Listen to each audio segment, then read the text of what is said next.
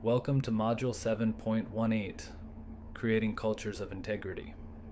In this session, we'll explore how research integrity emerges not just from individual choices, but from the broader environments in which research takes place. Creating ethical research cultures requires coordinated efforts at institutional, interpersonal, and individual levels. We'll examine institutional responsibilities for establishing structures that support integrity, the critical influence of mentors and peers in shaping ethical norms, and the ongoing personal responsibility of each researcher. Understanding these multi-level influences helps us create research environments where ethical practice becomes the expected and supported norm, rather than an individual struggle against contrary pressures. Institutions play a crucial role in establishing environments that foster integrity. Clear policies and procedures provide explicit guidance on expectations and consequences, reducing ambiguity about acceptable practices. Accessible ethics resources include ethics consultation services, training opportunities, and guidance documents that help researchers navigate complex situations. Recognition of ethical practices involves rewarding and highlighting exemplary ethical conduct alongside research productivity, demonstrating institutional values in action. Protection for whistleblowers creates safe pathways for reporting concerns without fear of retaliation, enabling early intervention in problematic situations.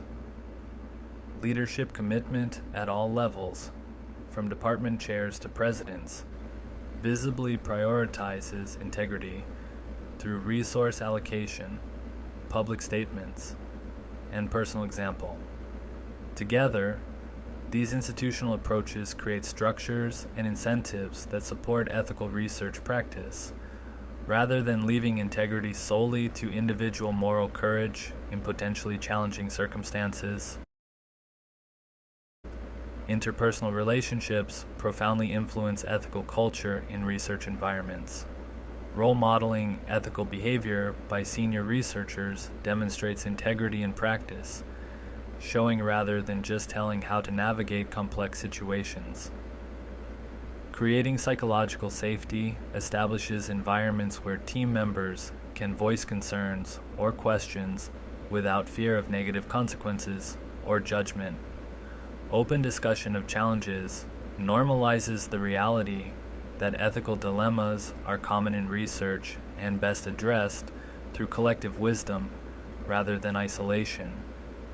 Peer accountability systems create mutual responsibility among colleagues through shared expectations and feedback rather than relying solely on hierarchical oversight. Ethical mentoring practices include explicit discussion of values in research, appropriate supervision, and gradual transfer of responsibility that develops trainees' ethical decision-making capacities.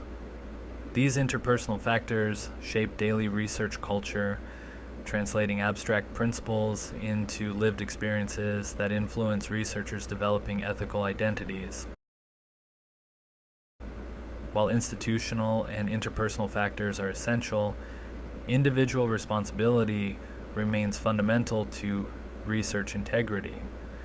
Continuous ethical education involves ongoing engagement with evolving standards and emerging issues rather than viewing ethics training as a one-time requirement. Seeking feedback and consultation acknowledges that ethical blind spots exist and invites others' perspectives on challenging situations. Speaking up about concerns requires moral courage to address problems when observed, recognizing that silence enables problematic practices to continue. Self-reflection practices include regularly examining one's motives, decisions, and actions against personal and professional values.